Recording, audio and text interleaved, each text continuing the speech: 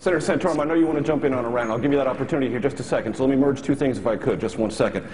The Taliban said earlier this summer, quote, "The Afghans have an endless stamina for a long war." If you were commander-in-chief, would you have endless stamina for victory in Afghanistan? And would you this evening define victory in Afghanistan for the American people? And please weigh in, I know you do want to, on Iran. Thank you very much, Major. I appreciate that. Victory against the Taliban in Afghanistan is that the Taliban is a neutered force. They are no longer a security threat to the Afghan people or to our country. That would be victory. Doesn't mean wipe them out. You can't wipe them out, but they're no longer a security threat. The bigger issue, and I know there's those of us at the end who don't get a lot of questions, and so this is the most important national security issue that we're going to be dealing with here in this year, and that's the issue of Iran getting a nuclear weapon. I think everyone should have the opportunity to answer that question, particularly me. I've been working on Iran since back in 2004, and I proposed exactly the things that Herman and Mitt Romney suggested, which was to give money to the rebel forces there to help the pro-democracy movement and to put tough sanctions in place. I was opposed by President Bush, and yet we were able to overcome that and pass the Iran Freedom and Support Act.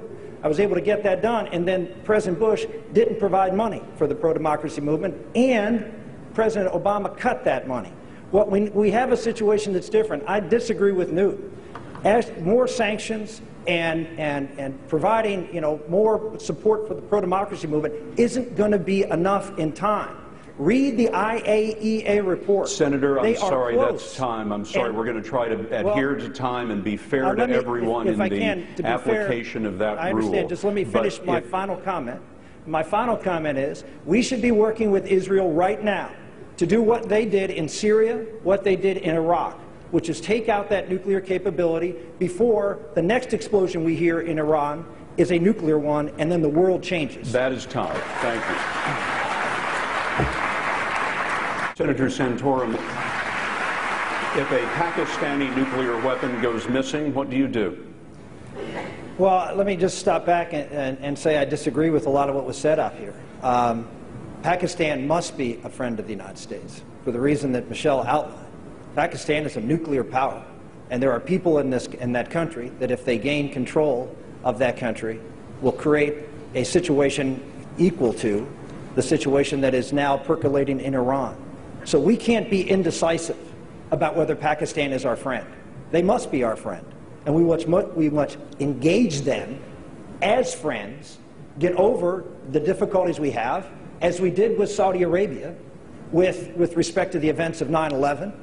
The terrorists came from Saudi Arabia, and we said, well, you know what? It's important for us to maintain that relationship in spite of those difficulties.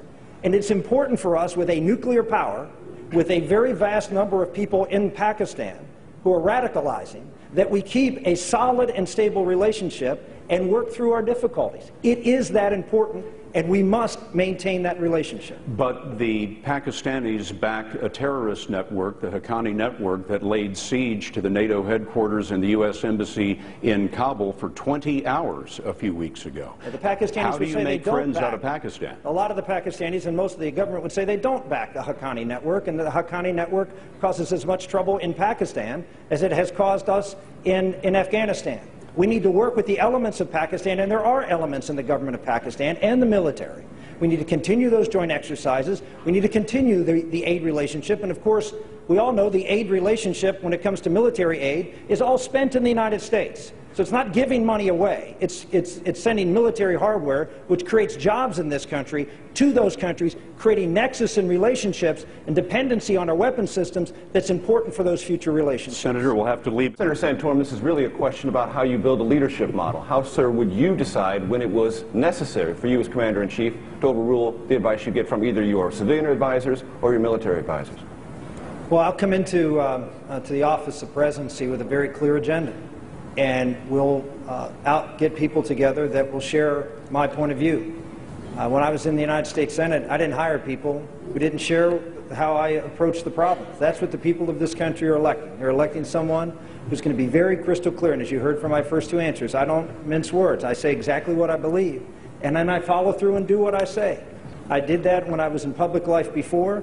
Even though I represented a state that wasn't a particularly conservative state, I followed through and did that, and I will surround myself with people who will execute what I promised the American public to do, and then we will go about the process of doing it. You mentioned your agenda. If you could prioritize 1 or 2 points, maybe more if you'd like, what your key agenda is on national security. Well, obviously, the issue we were talking about before, which is, number one, Iran must not get a nuclear weapon, and we will go about whatever it takes to make sure that happens. I hope that some of the things that I've talked about here and new thing that I've been talking about for a while, which is covert activity. You know, there have been scientists turning up dead in Russia and in Iran. There have been computer viruses. There have been problems at their facility. I hope that the United States has been involved with that. I hope that we've been doing everything we can covertly to make sure that that program doesn't proceed forward. And if we're lucky enough, and I'm not sure we will be, that if no action is taken and we still don't have a nuclear Iran, that would be my laser beam focus to make sure that would not happen. And that's time, Senator. Thank you very much. Within days of taking office, President Obama, by executive order, stopped the CIA from using classified enhanced interrogation techniques that are not waterboarding. There's a presumption that every person at Gitmo under the Obama administration should go into civilian court, not military commission. And the Obama administration recently said that any future captors in the war on terror would not go to Gitmo. Would you continue these policies? If you would change them, why? Senator Santorum, you have 1 minute on the same question. Oh, I would agree with Herman Cain. The Gitmo is essential to leave open. We have to use enhanced interrogation techniques, all enhanced interrogation techniques. It has been proven to be successful in gathering information that was critical for us in the war against terror, and we need to continue that operation. And using civilian courts is one of the worst ideas I have ever heard. That civilian courts are given to people who have rights under our Constitution. People who have attacked our country and our foreign combatants do not have those rights. Our country stands for freedom. Our country stands for all of those proper ideals. But we stand with the Geneva Convention. But when people fight outside of those, there's a convention there for a reason. It's to get people to play by the rules. And when they don't play by the rules, they should not even be given the benefit of those that do, and that's why we have Gitmo and these techniques. Senator Santorum, this week, National Journal and the Atlantic magazine reported that for various reasons, some related to paranoia in Pakistan about what the United States might do, they are moving operational nuclear weapons in that country unguarded in trucks. If you were commander-in-chief and intelligence came to you that one of those nuclear weapons was lost or possibly in the hands of terrorists, how would you respond? Well, you'd have to respond with working with the Pakistani government and those who would feel as much threatened by that as we are. Mitt is absolutely right. There are various elements within the country that are very hard to deal with. You have a radical element. I would hope that we're talking about a situation where the military is somehow in control of that, and that we would have an element of the military that would be a problem. I would work with the military, I'd work with ISI, and get to where we could secure that weapons. Obviously, we would not, you'd have to take some action, but it would depend on the circumstances. It's sort of a hypothetical without having the knowledge of how it happened. It would hardly answer the question. That article also made clear that special operations forces are being trained for this very eventuality. Is that something you would consider as commander-in-chief, deploying special forces to isolate, find that nuclear weapon, and, if necessary, take it over? I would be working with the intelligence community within Pakistan. Again, it's a compromised community. I understand there are relationships with ISI, with the Haqqani network.